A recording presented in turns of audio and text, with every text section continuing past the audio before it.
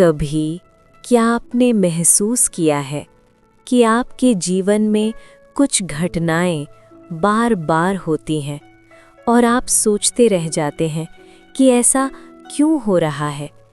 क्यों जब आप पूरी सच्चाई से, पूरी निष्ठा से भगवान का नाम लेते हैं, तब भी परीक्षाएं खत्म नहीं होती? क्यों जब आप व्रत रखते हैं, पूजा करते हैं, दीप जलाते हैं, तब भी संकट आपके दरवाजे तक आ जाता है? आज की ये कथा सिर्फ एक कहानी नहीं है, ये एक अनुभव है। एक ऐसा अनुभव जो शायद आपके जीवन से भी जुड़ा हो। ये कथा है आमलकी एकादशी की, उस पवित्र दिन की जिस दिन भगवान विष्णु की कृपा अदृश्य रूप में धरती पर उतरती है। एक छोटे से गांव में, जहां मिट्टी की खुशबू अब भी सुबह की हवा में घुली रहती थी, वहां एक परिवार रहता था। साधारण लेकिन संघर्षों से घिरा हुआ।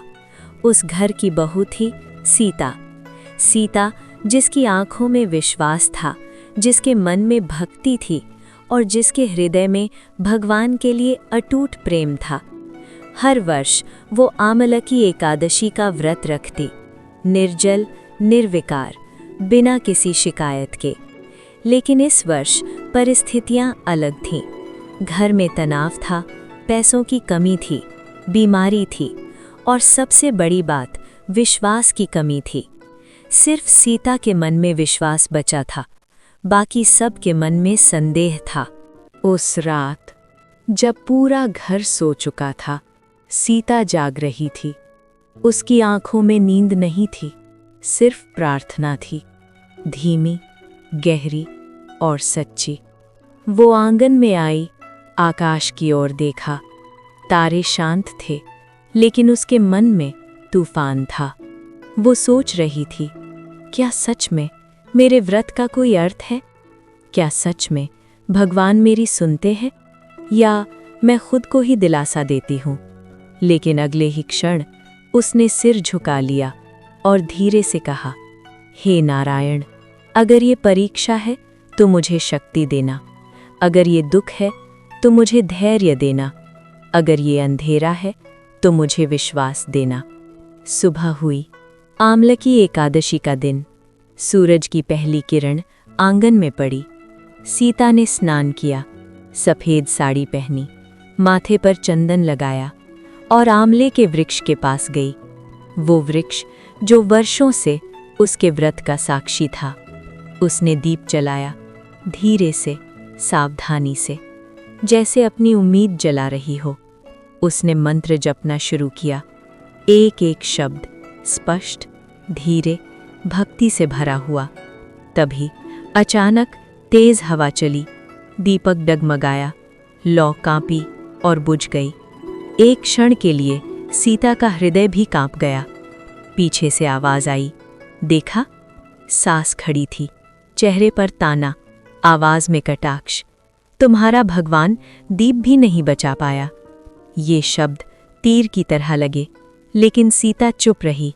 उसने फिर दीप चलाया, फिर हाथ जोड़े, फिर आंखें बंद की। उसकी आवाज अब और धीमी थी, और भी स्थिर, जैसे वो दुनिया को नहीं, सीधे भगवान को संबोधित कर रही हो। हे विष्णु, अगर आप हो तो मुझे टूटने मत देना। अगर आप सुन रहे हो तो मुझे डगमगाने मत देना। घर के भीतर तनाव बढ़ रहा था। पति परेशान था, कर्ज का बोझ, व्यापार में घाटा, बीमार पिता और ऊपर से घर का वातावरण, सब मिलकर जैसे उसे भीतर से तोड़ रहे थे। दोपहर तक गांव में खबर फैल गई कि बाजार में आग लगी है। लोग भाग रहे थे, चीख रहे थे, कोलाहल था। और तभी किसी ने आकर कहा, तुम्हारी दुकान भी उस आग में है। पति के हाथ से पानी का गिलास गिर गया। सास जमीन पर बैठ गई। घर में चीख गूंज उठी। सबकी नज़र सीता पर गई, जैसे वही कारण हो, जैसे उसका व्रत, उसका विश्वास इस सब की जड़ हो। लेकिन सीता स्थिर खड़ी रही। उसके होठों पर एक ही शब्द था, नारायण। उसने व्रत नहीं तोड़ा, उसने जल नहीं पिया, उसने रोना नहीं चुना, उसने विश्वास चुना। शाम ढली, आग शांत हुई, लेकिन खबर आई, आधा सामान जल चुका है, नुकसान भारी है। रात को घर में सन्नाटा था, कोई बात नहीं कर रहा था, सिर्फ घड़ी की टिक टिक और सीता की धीमी प्रार्थना। वो जानती थी अब असली परीक्षा शुरू हुई है, और शायद कल सुबह कुछ ऐसा होगा जो सब बदल देगा। रात गहरी हो चुकी थी, इतनी गहरी कि जैसे अंधेरा भी थक कर बैठ गया हो। घर के हर कमरे में सन्नाटा था, लेकिन सीता के भीतर एक युद्ध चल रहा था। वो खिड़की के पास बैठी थी, आकाश की ओर देख रही थी। बादल छाए हुए थे, चांद छिप गया था, जैसे प्रकाश भी आज उसका साथ छोड़ चुका हो। उसने अपने हाथ जोड़े, लेकिन इस बार उसकी प्रार्थना अलग थी। आज शब्द कम थे, आंसू ज्यादा थे। हे प्रभु, मैंने आपसे कभी धन नहीं मांगा, कभी ऐश्वर्य नहीं मांगा, कभी नाम नहीं मांगा, सिर्फ इतना मांगा कि मेरा विश्वास बना रहे। लेकिन आज मेरा परिवार टूट रहा है। आज मेरे पति का साहस डगमगा रहा है। आज घर की दीवारों में डर भर गया है। अगर ये परीक्षा है तो मुझे सहन शक्ति दीजिए। अगर ये दंड है तो कारण समझाइए। अगर ये आपकी लीला है तो मुझे अंधेरे में भी आपका हाथ महसूस हो। धीरे धीरे आंख लग गई, और तभी उसे एक स्वप्न दिखाई दिया। वो वही आंवले का वृक्ष था, लेकिन इस बार वो साधारण नहीं था। उसकी पत्तियों से प्रकाश निकल रहा था, धीमा, शांत, लेकिन दिव्य। वृक्ष के पास एक वृद्ध ब्राह्मण खड़ा था, चेहरा तेजस्वी, आंखें करुणा से भरी हुई। उसने कहा, डर मत, भक्ति कभी व्यर्थ नहीं जाती। जो आज जला है वो कल आशीर्वाद बनकर लौटेगा।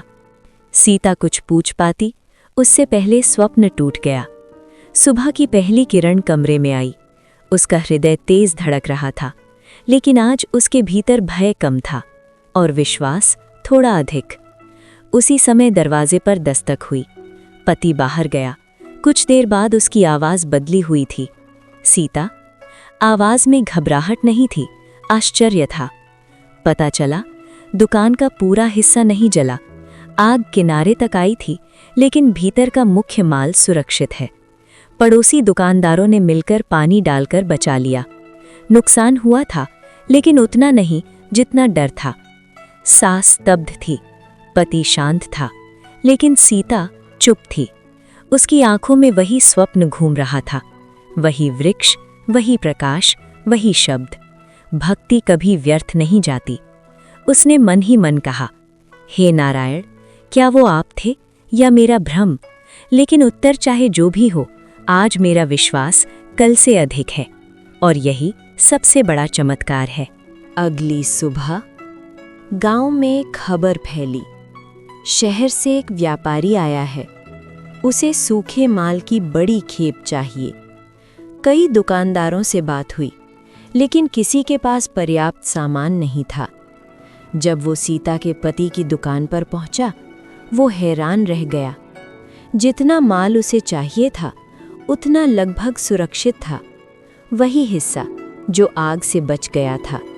सौदा तय हुआ, कीमत अच्छी मिली, इतनी कि कर्ज का बड़ा हिस्सा उतर सके। पति देर तक चुप बैठा रहा। उसे याद आया, अगर आग थोड़ी और अंदर चली जाती तो सब खत्म था। लेकिन ऐसा नहीं हुआ। उसने पहली बार आंवले के वृक्ष की ओर देखा और मन ही मन कहा, धन्यवाद। सीता दूर खड़ी थी। उसने कुछ नहीं कहा, सिर्फ दीप जलाया और आंखें बंद कर लीं। रात को सीता फिर उसी वृक्ष के पास बैठी। आज हवा शांत थी, आकाश साफ था, चांद पूर्ण था।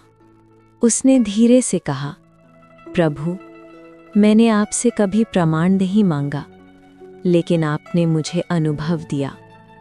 तभी वही वृद्ध ब्राह्मण सामने से आते दिखे। इस बार स्वप्न नहीं था, वास्तविक था। उन्होंने मुस्कुराकर कहा, जहां विश्वास होता है वहां भय टिक नहीं पाता। सीता कुछ कह पाती, उससे पहले वो अदृश्य हो गए, जैसे प्रकाश में विलीन हो गए हों। उस क्षण सीता समझ गई, कृपा हमेशा दिखाई नहीं देती, लेकिन रहती हमेशा है। समय बीतता गया, लेकिन उस घर का वातावरण बदल चुका था। जहां पहले चिंता थी, वहां अब विश्वास था। जहां पहले ताने थे, वहां अब कृतज्ञता थी। पति अब हर सुबह दुकान जाने से पहले आंवले के वृक्ष के सामने रुकता, दीपक जलाता और चुपचाप सिर झुका देता। सास, जो कभी ताना देती थी, अब वही हाथ जोड़कर कहती, बहू, आज मंत्र तुम ही पढ़ो। ससुर की तबीयत भी धीरे धीरे सुधरने लगी। कोई बड़ा चमत्कार नहीं हुआ था, लेकिन छोटे छोटे आशीर्वाद हर दिन मिलने लगे थे और जीवन धीरे धीरे पटरी पर लौट रहा था। एक शाम सीता फिर उसी वृक्ष के नीचे बैठी थी। सूरज ढल रहा था, आकाश सुनहरा था, हवा शांत थी। उसने आंखें बंद की और मन ही मन कहा, प्रभु, आपने मुझे धन से पहले धैर्य दिया, सुविधा से पहले साहस दिया और परिणाम से पहले विश्वास दिया। यही सबसे बड़ा आशीर्वाद है। उसके चेहरे पर एक गहरी शांति थी। अब उसे प्रमाण की जरूरत नहीं थी, अब उसे संकेत की आवश्यकता नहीं थी, क्योंकि उसने अनुभव कर लिया था कि जब भक्ति सच्ची हो तो भगवान दिखाई दें या ना दें, साथ हमेशा रहते हैं। आज अगर आप ये कथा सुन रहे हैं तो शायद ये संयोग नहीं है। शायद आपके जीवन में भी कोई संघर्ष चल रहा है, कोई परीक्षा, कोई ऐसा मोड़ जहां आपको समझ नहीं आ रहा कि आगे क्या होगा। लेकिन याद रखिए, परीक्षा का अर्थ ये नहीं कि भगवान दूर हैं। कभी कभी परीक्षा ही इस बात का प्रमाण होती है कि आप चुने गए हैं मजबूत बनने के लिए। आमलकी एकादशी का संदेश यही है, व्रत सिर्फ शरीर का नहीं होता, व्रत मन का होता है, व्रत विश्वास का होता है। जब परिस्थितियां कहें हार मान लो और आपका मन कहे नहीं, मैं विश्वास रखूंगा, वहीं से कृपा शुरू होती है। तो आइए आज पूरे विश्वास के साथ कहें, हे श्री हरि, हम आपको समर्पित हैं। हमारा भय भी आपका, हमारी चिंता भी आपकी, हमारा जीवन भी आपका और हमारा विश्वास भी आपका। बोलिए श्री हरि विष्णु भगवान की जय। बोलिए माँ लक्ष्मी नारायण की जय। बोलिए सनातन धर्म की जय। सभी भक्तों का मंगल हो, सभी घरों में सुख शांति हो और आपके जीवन में विश्वास की ज्योति कभी न बुझे। हरि ओम तत्सत।